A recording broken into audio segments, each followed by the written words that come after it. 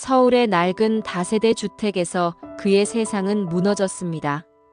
남은 건 병원비와 빚더미, 그리고 냉대하는 자식들의 뒷모습뿐이었습니다. 하지만 아내가 마지막 순간까지 끓이려 했던 단 하나의 유산이 있었습니다. 바로 노랗게 빛바랜 종이에 적힌 묵은지 흑염소탕 레시피입니다. 과연 절망의 콘크리트 바닥에 쓰러져 피를 흘리던 이 노인은 다시 일어설 수 있을까요? 바로 시작하겠습니다. 가을이 깊어가던 어느 새벽, 서울 은평구 응암동의 한 다세대 주택에서 비극이 시작되었습니다.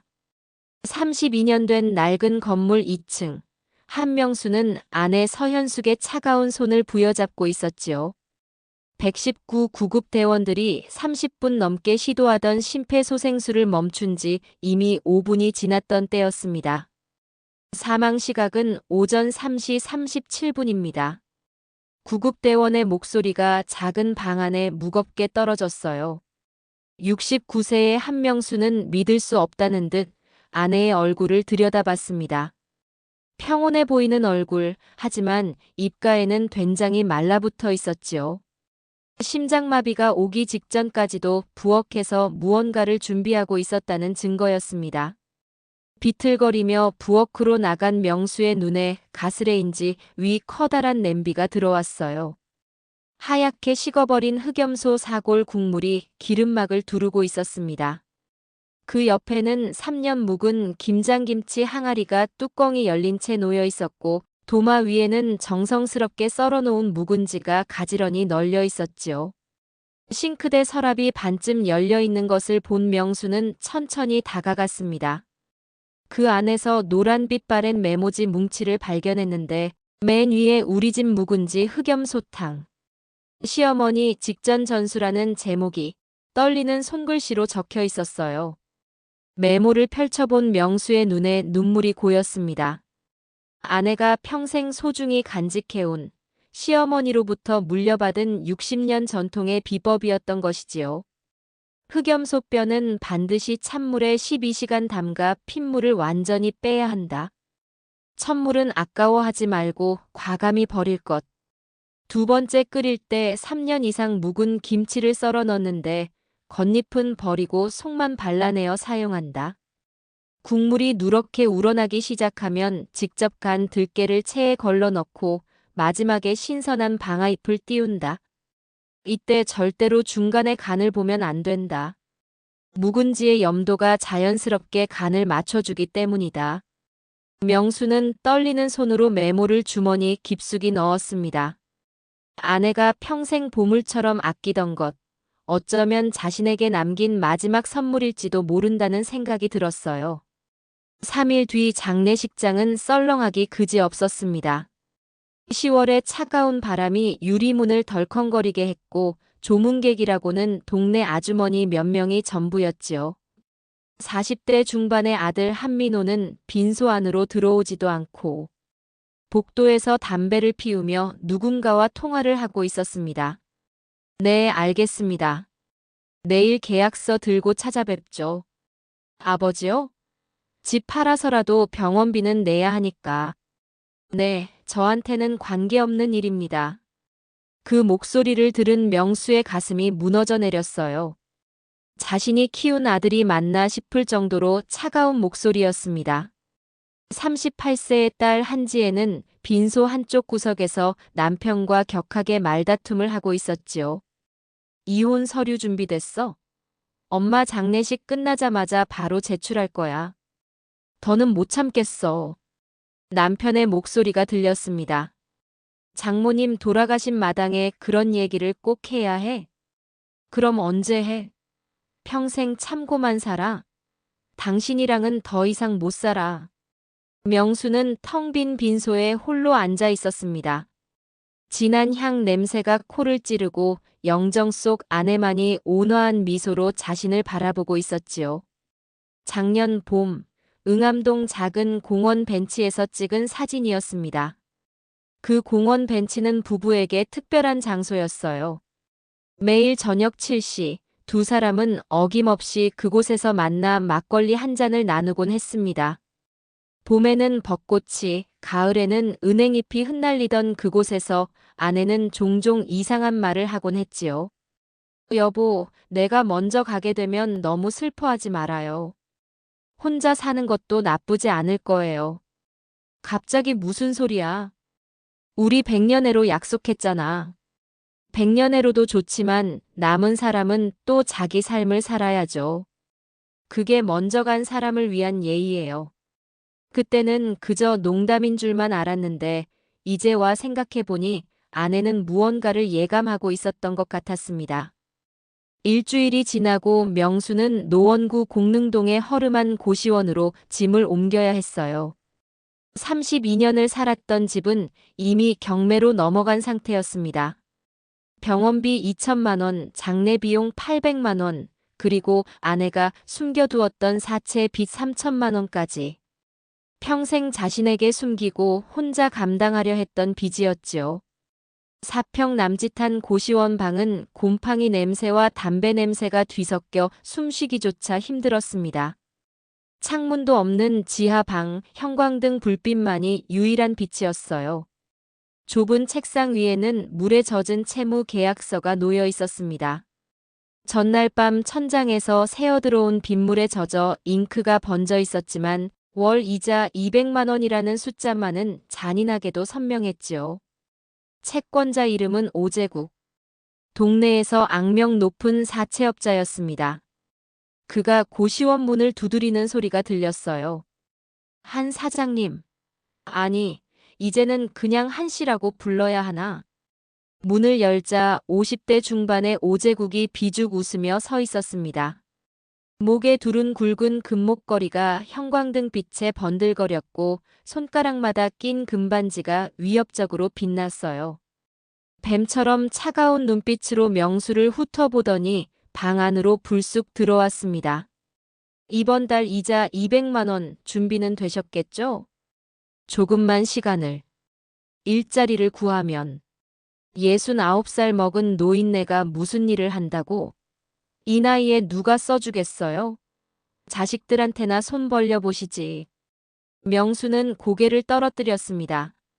민호는 아버지가 알아서 하셔야 할 일이라며 연락을 끊은 지 오래였고 지혜는 이혼 소송 준비로 정신이 없다며 전화도 받지 않았어요. 오제국이 담배를 꺼내 물었습니다. 연기를 명수의 얼굴에 뿜으며 음흉하게 웃었지요. 다음 주까지입니다. 그때까지 못 갚으면 특단의 조치를 취해야겠어요. 요즘 신장 하나에 2천만 원, 간 일부는 3천만 원씩 한다던데. 한 씨 나이면 신장 하나쯤은 떼어내도 살 수 있지 않겠어요? 아, 각막도 꽤 비싸게 팔린다던데. 오제국이 나간 후 명수는 작은 창틈으로 밖을 내다봤습니다. 멀리 아파트 단지 안에 공원 벤치가 보였어요. 젊은 연인이 다정하게 앉아있는 모습이 아내와 함께했던 시절을 떠올리게 했습니다. 주머니에서 아내의 레시피 메모를 꺼내 다시 한번 읽어봤어요. 묵은지는 반드시 3년 이상 된 것을 써야 한다. 김장할 때 따로 항아리에 담아 땅에 묻어둔 것이 최고다. 깊은 신맛이 있어야 흑염소 특유의 노린내를 완벽하게 잡을 수 있다. 눈물이 글씨를 흐릿하게 만들었습니다. 명수는 메모를 다시 주머니에 넣고 천천히 눈을 감았어요. 차라리 죽는 게 나을지도 모른다는 생각이 들었습니다. 자살이라도 해서 보험금이 나오면 자식들에게 도움이 될 텐데. 하지만 자살로는 보험금도 나오지 않는다는 사실을 너무나 잘 알고 있었지요. 그날 밤 명수는 천장을 바라보며 긴 한숨을 내쉬었습니다. 69년 인생이 이렇게 초라하게 끝나는구나. 평생 성실하게 살았는데 남은 건 빚더미와 냉대하는 자식들 뿐이었어요. 가을이 깊어가던 어느 새벽, 서울 은평구 응암동의 한 다세대 주택에서 비극이 시작되었습니다. 32년 된 낡은 건물 2층. 한명수는 아내 서현숙의 차가운 손을 부여잡고 있었지요. 119 구급대원들이 30분 넘게 시도하던 심폐소생술을 멈춘 지 이미 5분이 지났던 때였습니다. 사망 시각은 오전 3시 37분입니다. 구급대원의 목소리가 작은 방 안에 무겁게 떨어졌어요. 69세의 한명수는 믿을 수 없다는 듯 아내의 얼굴을 들여다봤습니다. 평온해 보이는 얼굴, 하지만 입가에는 된장이 말라붙어 있었지요. 심장마비가 오기 직전까지도 부엌에서 무언가를 준비하고 있었다는 증거였습니다. 비틀거리며 부엌으로 나간 명수의 눈에 가스레인지 위 커다란 냄비가 들어왔어요. 하얗게 식어버린 흑염소 사골 국물이 기름막을 두르고 있었습니다. 그 옆에는 3년 묵은 김장김치 항아리가 뚜껑이 열린 채 놓여 있었고 도마 위에는 정성스럽게 썰어놓은 묵은지가 가지런히 널려 있었지요. 싱크대 서랍이 반쯤 열려 있는 것을 본 명수는 천천히 다가갔습니다. 그 안에서 노란빛 바랜 메모지 뭉치를 발견했는데 맨 위에 우리 집 묵은지 흑염소탕, 시어머니 직전 전수라는 제목이 떨리는 손글씨로 적혀 있었어요. 메모를 펼쳐본 명수의 눈에 눈물이 고였습니다. 아내가 평생 소중히 간직해온 시어머니로부터 물려받은 60년 전통의 비법이었던 것이지요. 흑염소뼈는 반드시 찬물에 12시간 담가 핏물을 완전히 빼야 한다. 첫물은 아까워하지 말고 과감히 버릴 것. 두 번째 끓일 때 3년 이상 묵은 김치를 썰어 넣는데 겉잎은 버리고 속만 발라내어 사용한다.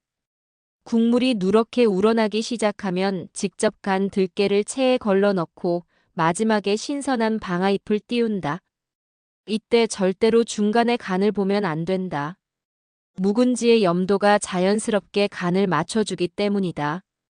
명수는 떨리는 손으로 메모를 주머니에 깊숙이 넣었습니다.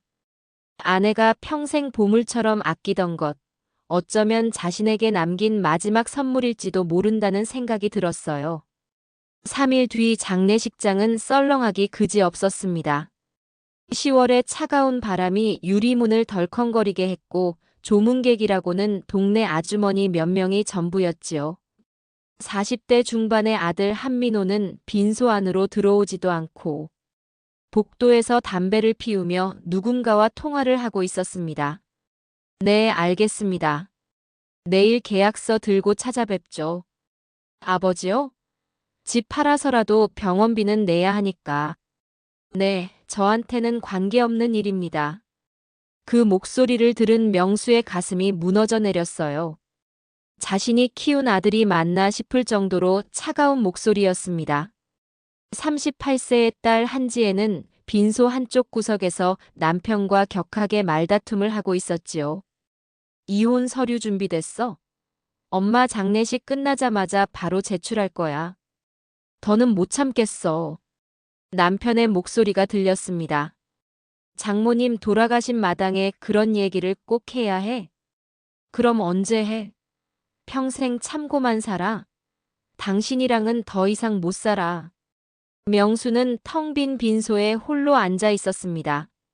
진한 향 냄새가 코를 찌르고 영정 속 아내만이 온화한 미소로 자신을 바라보고 있었지요. 작년 봄, 응암동 작은 공원 벤치에서 찍은 사진이었습니다. 그 공원 벤치는 부부에게 특별한 장소였어요. 매일 저녁 7시, 두 사람은 어김없이 그곳에서 만나 막걸리 한 잔을 나누곤 했습니다. 봄에는 벚꽃이, 가을에는 은행잎이 흩날리던 그곳에서 아내는 종종 이상한 말을 하곤 했지요. 여보, 내가 먼저 가게 되면 너무 슬퍼하지 말아요. 혼자 사는 것도 나쁘지 않을 거예요. 갑자기 무슨 소리야? 우리 100년애로 약속했잖아. 100년애로도 좋지만 남은 사람은 또 자기 삶을 살아야죠. 그게 먼저 간 사람을 위한 예의예요. 그때는 그저 농담인 줄만 알았는데 이제 와 생각해보니 아내는 무언가를 예감하고 있었던 것 같았습니다. 일주일이 지나고 명수는 노원구 공릉동의 허름한 고시원으로 짐을 옮겨야 했어요. 32년을 살았던 집은 이미 경매로 넘어간 상태였습니다. 병원비 2천만 원, 장례비용 800만 원, 그리고 아내가 숨겨두었던 사채 빚 3천만 원까지. 평생 자신에게 숨기고 혼자 감당하려 했던 빚이었지요. 4평 남짓한 고시원 방은 곰팡이 냄새와 담배 냄새가 뒤섞여 숨쉬기조차 힘들었습니다. 창문도 없는 지하 방, 형광등 불빛만이 유일한 빛이었어요. 좁은 책상 위에는 물에 젖은 채무 계약서가 놓여 있었습니다. 전날 밤 천장에서 새어들어온 빗물에 젖어 잉크가 번져 있었지만 월 이자 200만 원이라는 숫자만은 잔인하게도 선명했지요. 채권자 이름은 오재국. 동네에서 악명 높은 사채업자였습니다. 그가 고시원 문을 두드리는 소리가 들렸어요. 한 사장님. 아니, 이제는 그냥 한 씨라고 불러야 하나? 문을 열자 50대 중반의 오재국이 비죽 웃으며 서 있었습니다. 목에 두른 굵은 금목걸이가 형광등 빛에 번들거렸고 손가락마다 낀 금반지가 위협적으로 빛났어요.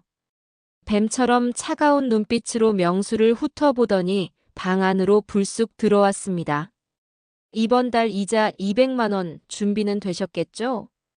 조금만 시간을. 일자리를 구하면. 69살 먹은 노인네가 무슨 일을 한다고? 이 나이에 누가 써주겠어요? 자식들한테나 손 벌려 보시지. 명수는 고개를 떨어뜨렸습니다. 민호는 아버지가 알아서 하셔야 할 일이라며 연락을 끊은 지 오래였고 지혜는 이혼 소송 준비로 정신이 없다며 전화도 받지 않았어요. 오재국이 담배를 꺼내 물었습니다. 연기를 명수의 얼굴에 뿜으며 음흉하게 웃었지요. 다음 주까지입니다. 그때까지 못 갚으면 특단의 조치를 취해야겠어요. 요즘 신장 하나에 2천만 원, 간 일부는 3천만 원씩 한다던데. 한 씨 나이면 신장 하나쯤은 떼어내도 살 수 있지 않겠어요? 아, 각막도 꽤 비싸게 팔린다던데. 오재국이 나간 후 명수는 작은 창틈으로 밖을 내다봤습니다. 멀리 아파트 단지 안에 공원 벤치가 보였어요. 젊은 연인이 다정하게 앉아있는 모습이 아내와 함께했던 시절을 떠올리게 했습니다. 주머니에서 아내의 레시피 메모를 꺼내 다시 한번 읽어봤어요. 묵은지는 반드시 3년 이상 된 것을 써야 한다. 김장할 때 따로 항아리에 담아 땅에 묻어둔 것이 최고다. 깊은 신맛이 있어야 흑염소 특유의 노린내를 완벽하게 잡을 수 있다. 눈물이 글씨를 흐릿하게 만들었습니다. 명수는 메모를 다시 주머니에 넣고 천천히 눈을 감았어요. 차라리 죽는 게 나을지도 모른다는 생각이 들었습니다. 자살이라도 해서 보험금이 나오면 자식들에게 도움이 될 텐데. 하지만 자살로는 보험금도 나오지 않는다는 사실을 너무나 잘 알고 있었지요. 그날 밤 명수는 천장을 바라보며 긴 한숨을 내쉬었습니다. 69년 인생이 이렇게 초라하게 끝나는구나. 평생 성실하게 살았는데 남은 건 빚더미와 냉대하는 자식들 뿐이었어요. 새벽녘 물류센터 입구로 낡은 트럭 한 대가 들어섰습니다. 민수네 시골 흑염소라는 간판을 단 1톤 봉고차였지요. 운전석에서 내린 사람은 30대 초반의 청년 강민수였습니다. 이상하네, 평소보다 너무 조용한데. 강민수는 매주 이 시간에 흑염소 고기를 받으러 오곤 했습니다.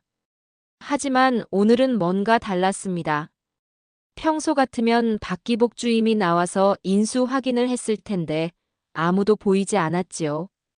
물류센터 안으로 들어선 강민수는 곧 쏟아진 박스들을 발견했습니다. 그리고 그 사이에서 피를 흘리며 쓰러진 명수를 봤습니다.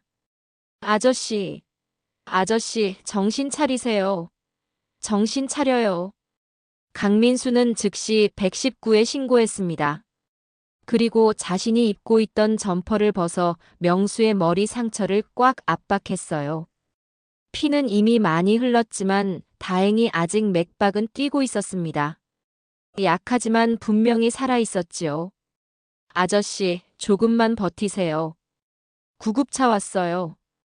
잠시 후 구급차가 도착했을 때 명수는 간신히 의식을 되찾았습니다. 흐릿한 시야에 젊은 청년의 얼굴이 보였지요. 괜찮으세요? 걱정 마세요. 제가 병원비는 다 낼 테니까 치료부터 받으세요. 강민수의 따뜻한 목소리가 들렸습니다. 명수는 믿을 수 없었습니다. 처음 보는 청년이, 그것도 이렇게 젊은 사람이 왜 자신을 도와주는 걸까요? 인천 길병원 응급실에 도착한 명수는 즉시 치료를 받았습니다. 머리 상처는 12바늘을 꿰매야 했고, 다리는 심한 타박상과 인대 손상이 있었지요. 전치 3주라는 진단이 나왔습니다. 병원비는 총 280만 원. 강민수가 아무 말 없이 카드로 결제했습니다. 왜 이렇게까지 도와주시는 거죠? 저는 아무것도 아닌 사람인데. 병실 침대에 누운 명수가 떨리는 목소리로 물었습니다. 강민수는 잠시 창밖을 바라보다가 조용히 입을 열었어요. 저희 아버지도 3년 전에 비슷한 일을 겪으셨어요. 건설 현장에서 추락사고로 쓰러지셨는데 그때 누군가 도와주지 않았다면 돌아가시지 못했을 겁니다. 그분이 병원비까지 내주셨죠. 덕분에 아버지는 살아나셨고 저는 그때 결심했습니다. 언젠가 꼭 이 은혜를 갚겠다고. 강민수는 명수를 바라보며 미소 지었습니다. 아저씨, 혹시 일할 곳이 필요하신가요? 저희 식당이 작긴 하지만 주방 보조 일을 도와주실 수 있다면 정말 감사하겠어요. 명수는 눈물이 났습니다. 고시원에서, 물류센터에서, 그 차가운 콘크리트 바닥에서 죽어가던 자신을 누군가 구해준 것이었어요. 그것도 아무 데가 없이 순수한 선의로. 일주일 후 명수는 목발을 짚고 강민수의 식당으로 출근했습니다. 민수네 시골 흑염소는 인천 계양구의 좁은 골목 안에 자리 잡고 있었습니다. 20평 남짓한 작은 식당이었지만 내부는 깔끔하고 정갈했습니다. 다만 문제가 하나 있었지요. 손님이 거의 없다는 것이었습니다. 점심시간인데도 이렇게 한산해요? 명수가 놀라서 물었습니다. 강민수가 깊은 한숨을 내쉬었지요. 내 흑염소탕이 너무 비리고 냄새가 난다고들 하세요. 한번 와본 손님들도 다시는 안 옵니다. 이러다가 정말 폐업해야 할지도 몰라요. 명수는 주방으로 들어가 봤습니다. 커다란 가마솥에서 흑염소 뼈가 부글부글 끓고 있었어요. 하얀 거품이 계속 올라왔고 특유의 노린내가 주방 전체를 가득 채우고 있었습니다. 이건 완전히 잘못된 조리법이었지요. 혹시 찬물을 버리셨어요? 찬물이요? 아니요, 그냥 계속 끓였는데 아까워서. 핏물은 빼셨나요? 핏물이요? 그냥 대충 씻어서 바로 넣었는데.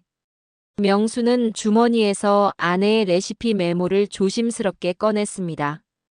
빗물에 젖었다가 마른 메모는 구겨지고 얼룩져 있었지만 다행히 글씨는 아직 읽을 수 있었지요. 이대로 한번 해보세요.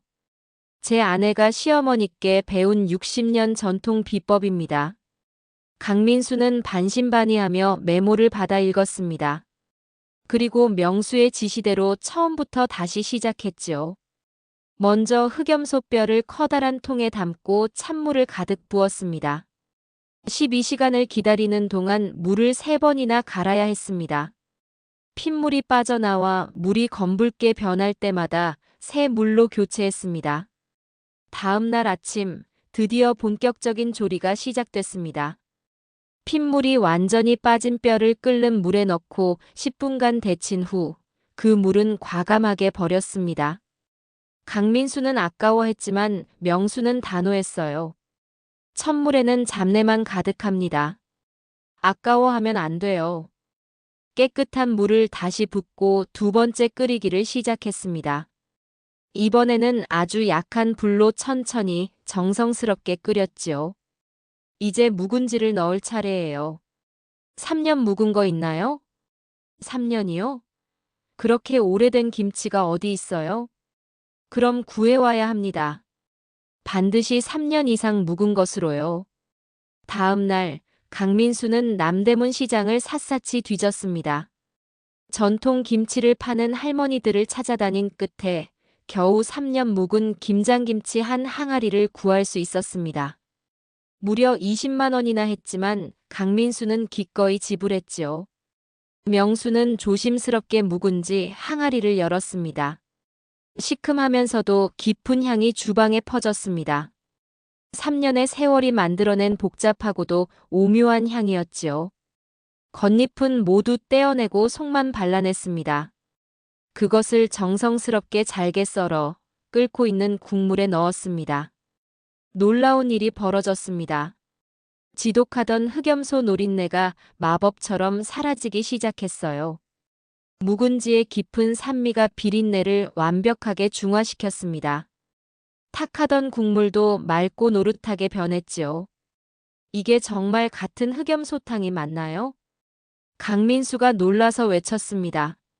아직 끝이 아니에요. 이제 들깨를 갈아 넣어야 합니다. 명수는 들깨를 돌절구에 넣고 정성스럽게 갈았습니다. 고소한 향이 주방에 가득 퍼졌습니다.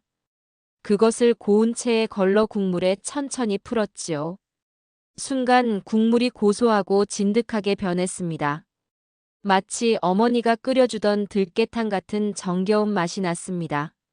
마지막으로 방아잎입니다. 신선한 방아잎을 띄우자 향긋한 향이 주방을 가득 채웠습니다. 모든 재료가 어우러져 완벽한 조화를 이루었지요.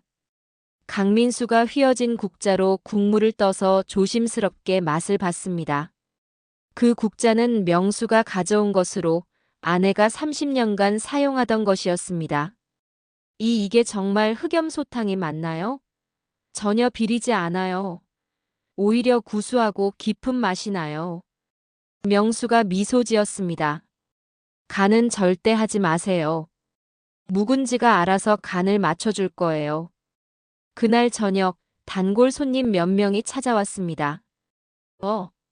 오늘 흑염소탕 뭔가 다르네. 냄새부터 다른데. 첫 숟가락을 뜬 손님의 표정이 확 바뀌었지요. 이거 진짜 맛있는데? 전혀 안 비려.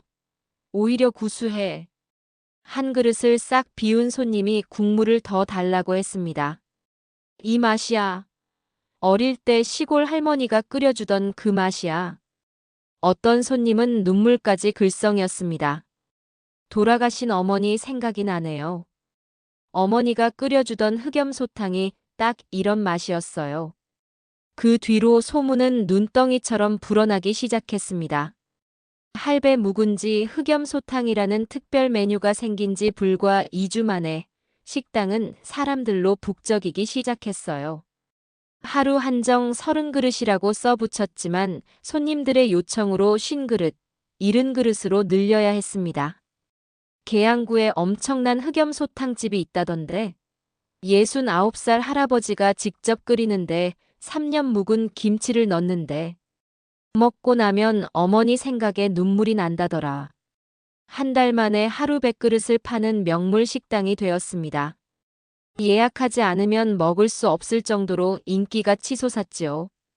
어느 날 오후 젊은 여성이 식당으로 들어왔습니다. 안녕하세요. 저는 인천일보 문화부 기자 김수진입니다. 69세의 새로운 인생을 시작하신 어르신이 계시다고 들었는데요. 명수는 당황했습니다. 그게 별거 아닌데요. 하지만 김수진 기자는 포기하지 않았습니다. 명수의 이야기를 하나하나 듣기 시작했지요. 아내를 잃고 고시원에서 지냈던 일, 물류센터에서 죽을 뻔했던 일, 그리고 강민수를 만나 새 인생을 시작한 일까지. 기자는 눈물을 글썽이며 수첩에 빼곡히 기록했습니다. 정말 감동적인 이야기예요. 많은 사람들에게 희망을 줄 수 있는 이야기입니다. 꼭 기사로 쓰고 싶어요. 일주일 후 인천일보 일면에 명수의 이야기가 대서특필되었습니다. 69세 절망에서 희망을 끓이다 묵은지 흑염소탕의 기적 아내가 남긴 레시피 한 장, 인생을 바꾸다. 이 기사는 전국으로 퍼져나갔습니다. 다음 날 KBS 인간극장 제작팀에서 연락이 왔습니다. 한명수 어르신의 이야기를 5부작 다큐멘터리로 만들고 싶습니다. 촬영은 한 달간 진행되었습니다. 매일 새벽 3시에 일어나 재료를 손질하는 모습, 정성스럽게 묵은지를 써는 모습, 들깨를 직접 갈아 넣는 모습, 그리고 손님들에게 휘어진 국자로 넉넉히 국물을 퍼주는 모습까지. 제작진은 특히 그 휘어진 국자에 관심을 보였습니다. 왜 굳이 휘어진 국자를 쓰시는 거예요? 새 것으로 바꾸시지 않고. 명수는 잠시 국자를 바라보다가 조용히 대답했습니다. 이건 아내가 30년 동안 쓰던 국자예요. 처음엔 똑바랐는데 오랜 세월 쓰다 보니 저절로 휘어졌죠. 아내는 이 국자로 떠주면 마음까지 넉넉해진다고 했어요. 실제로 휘어진 국자가 국물을 더 많이 담거든요. PD가 또 물었습니다. 가장 힘들었던 순간은 언제였나요? 물류센터에서 쓰러졌을 때요. 차가운 콘크리트 바닥에 피를 흘리며 누워있을 때 정말 이대로 죽는구나 싶었어요. 아내한테 미안했죠. 현수가 미안해. 나도 이제 갈게라고 속으로 말했어요. 그런데 어떻게 살아나셨죠? 강민수라는 청년이 저를 발견했어요. 그 아이가 없었다면 전 이미 죽었을 겁니다. 병원비도 대주고 일자리도 주고 제2의 아들 같은 존재예요. 방송이 나간 후 전국이 들썩였습니다. KBS 인간극장 역대 최고 시청률 18.7% 69세 할아버지의 눈물겨운 도전 시청자 감동. 방송 다음 날부터 전국에서 사람들이 몰려왔습니다. 부산에서, 광주에서, 대전에서, 심지어 제주도에서도 비행기를 타고 왔습니다. 할아버지 흑염소탕 먹으러 왔어요. 방송 보고 울었어요. 저도 힘든 시기인데 용기를 얻었습니다. 어머니 생각나는 그 맛, 꼭 먹어보고 싶었어요. 출판사들의 경쟁도 치열했습니다. 5곳의 대형 출판사가 동시에 출간 제안을 했지요. 경매 끝에 선인세 5천만 원의 계약이 성사되었습니다.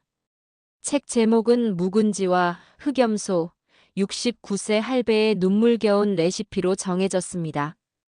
출간 한 달 만에 10만 부가 팔렸고 베스트셀러 1위에 올랐습니다. 각종 매체에서 인터뷰 요청도 쏟아졌습니다. 명수는 믿을 수 없었습니다. 불과 3개월 전 물류센터 콘크리트 바닥에서 피를 흘리며 죽어가던 자신이 이제는 전국적인 유명 인사가 된 것이었지요. 그런데 어느 날 오후 익숙한 얼굴이 식당으로 들어왔습니다. 오제국이었습니다. 한 사장님, 아니 이제는 진짜 사장님이 되셨네요. 오제국의 표정은 복잡했습니다. 경외감과 질투 그리고 탐욕이 뒤섞인 표정이었지요. 그 돈, 이제 갚을 수 있겠네요. 원금 3천에 석 달치 이자 600. 도합 3,600만 원입니다. 명수는 침착하게 가방을 열었습니다. 그 안에는 현금 뭉치가 들어 있었습니다. 여기 있습니다. 3,600만 원, 한 푼도 안 빠뜨리고 다 있어요. 오제국이 돈을 세기 시작했습니다. 1장, 2장, 3장. 그런데 갑자기 오제국의 얼굴이 새빨갛게 변했습니다. 숨을 거칠게 내쉬더니 가슴을 움켜쥐었지요. 가슴이. 오제국이 그대로 바닥에 쓰러졌습니다. 심장마비였습니다. 명수는 1초도 망설이지 않았습니다. 즉시 오제국 옆에 무릎을 꿇고 심폐소생술을 시작했지요. 119 빨리 불러. 심정지 환자야. 강민수가 급히 전화를 거는 동안 명수는 계속 가슴 압박을 했습니다.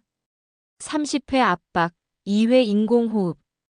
예전에 받았던 응급처치 교육이 떠올랐습니다. 자신을 그토록 괴롭혔던 사람이었지만 눈앞에서 죽게 둘 수는 없었습니다. 그것이 사람의 도리였지요. 구급차가 도착했을 때 오제국은 간신히 숨을 쉬고 있었습니다. 명수의 신속한 응급처치 덕분에 생명을 건진 것이었지요. 한 달 후 오제국이 다시 식당을 찾았습니다. 그러나 그의 모습은 완전히 달라져 있었습니다. 눈빛이 흐릿하고 멍했습니다. 저기 여기가 어디죠? 흑염소탕 파는 곳 맞나요? 강민수가 놀라서 명수를 불렀습니다. 아저씨, 오제국이 왔는데 뭔가 이상해요. 명수가 나가보니 오제국은 마치 처음 온 손님처럼 메뉴판을 보고 있었습니다. 어서 오세요. 뭐 드실래요? 할아버지, 이 집 흑염소탕이 맛있다면서요? 한 그릇 주세요. 심장마비 후유증으로 기억을 잃은 것이었습니다. 의사의 설명으로는 최근 5년간의 기억이 모두 사라졌다고 했습니다. 사채업을 했던 것도 명수에게 돈을 빌려준 것도 모든 것을 잊어버린 것이었지요. 명수는 묵묵히 흑염소탕 한 그릇을 퍼주었습니다. 오제국은 맛있게 먹고 돈을 내고 만족스러운 표정으로 나갔습니다. 정말 맛있네요. 또 올게요, 할아버지. 인생의 아이러니였습니다. 자신을 가장 괴롭혔던 사람이 이제는 단골 손님이 된 것이지요. 늦가을 어느 토요일 아침 명수가 여느 때처럼 식당 문을 열려는데 문 앞에 두 사람이 서 있었습니다. 바로 아들 한민호와 딸 한지혜였습니다. 민호의 눈은 벌겋게 충혈되어 있었고 며칠은 잠을 못 잔 듯 초췌했지요. 지혜는 수척한 얼굴에 눈가가 퉁퉁 부어 있었습니다. 밤새 울었던 것이 분명했습니다. 아버지. 민호가 떨리는 목소리로 입을 열었습니다. 방송 봤어요. 아버지가 물류센터에서 쓰러지셨다는 것도 고시원에서 혼자 지내셨다는 것도 이제야 알았어요. 민호의 목소리가 갈라졌습니다. 그는 주먹을 꽉 쥐며 말을 이었지요. 저는 정말 못된 자식이었어요. 엄마 돌아가시고 아버지가 집까지 잃으셨는데 아버지 일이니까 알아서 하라고 했죠. 그때 제가 무슨 생각을 했는지 정말 죄송해요.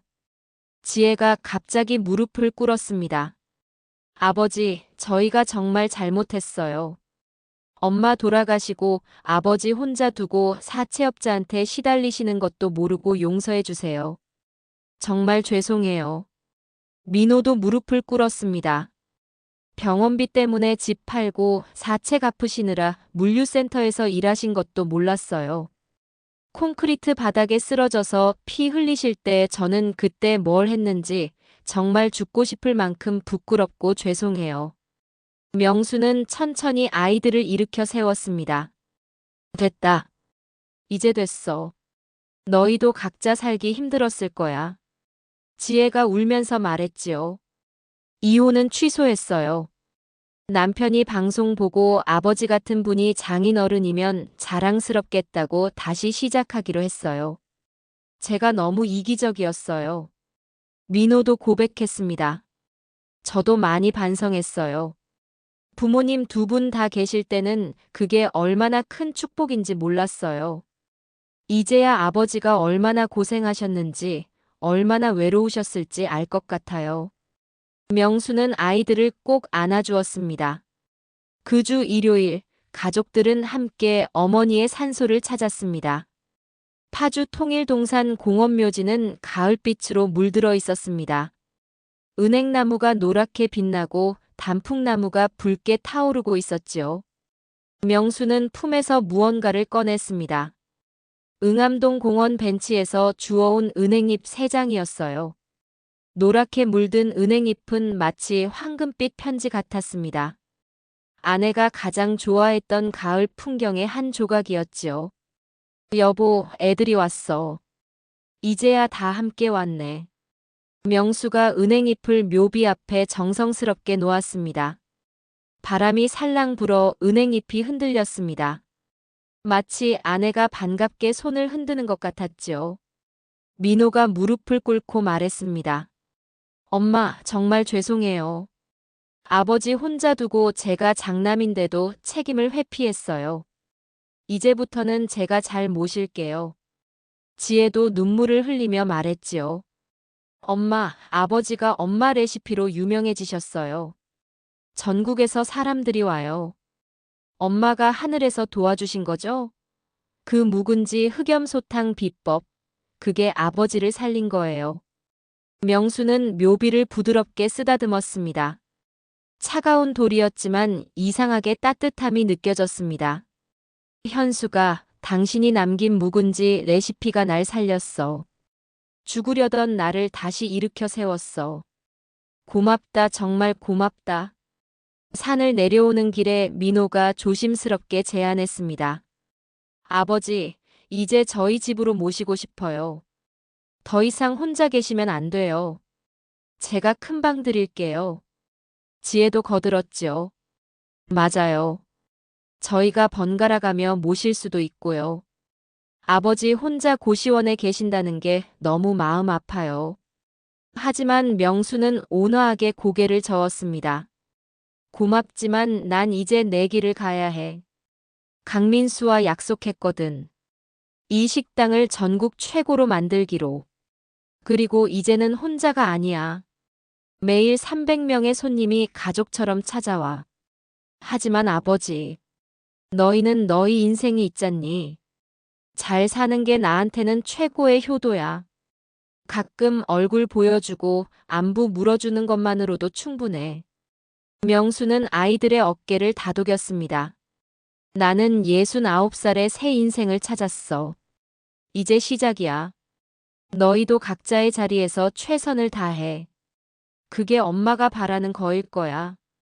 겨울 첫눈이 내리던 어느 날, 명수 할배 흑염소 식당은 새로운 전환점을 맞이했습니다.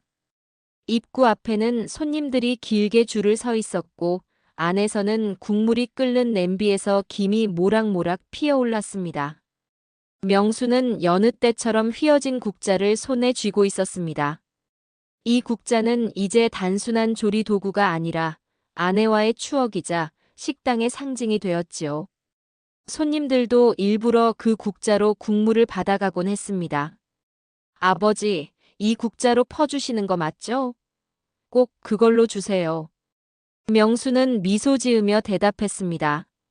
그래, 이 국자로 떠줘야 국물이 더 맛있지. 식당 한쪽에는 작은 전시 공간이 마련되었습니다.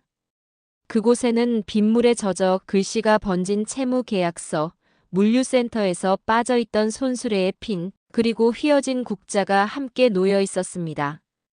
그 앞에는 이렇게 적혀 있었지요. 죽음 앞에서 다시 태어난 인생. 아내의 레시피가 길을 밝혀주었습니다. 손님들은 전시물을 보며 발걸음을 멈추고 숙연해졌습니다.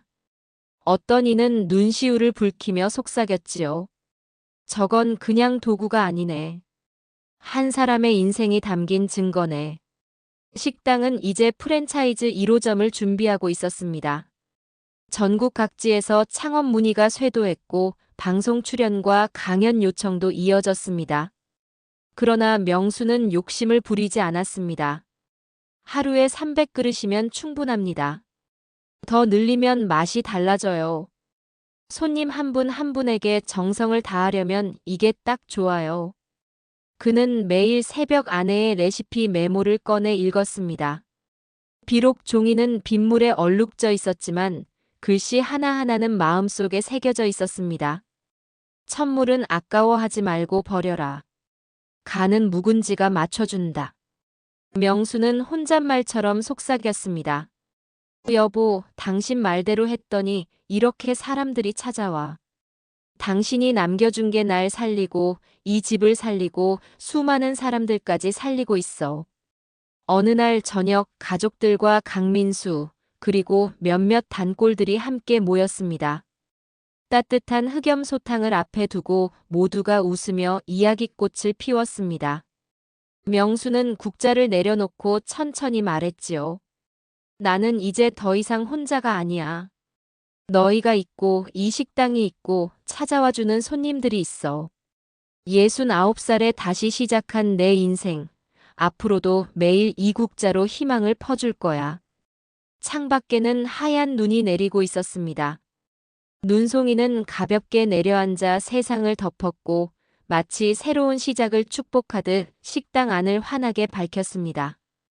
명수의 마음은 따뜻했습니다. 현수가 이제 걱정하지 마. 난 잘 살고 있어. 내 레시피가 내 사랑이 날 여기까지 데려왔어. 그의 목소리는 흔들리지 않았습니다. 이제 그는 더 이상 절망의 노인이 아니라 매일 희망을 끓여내는 흑염소 할배였던 것입니다. 오늘의 이야기는 어떠셨나요? 여러분의 하루에 건강함과 미소가 가득하시길 바랍니다. 사연 밥상이었습니다. 감사합니다.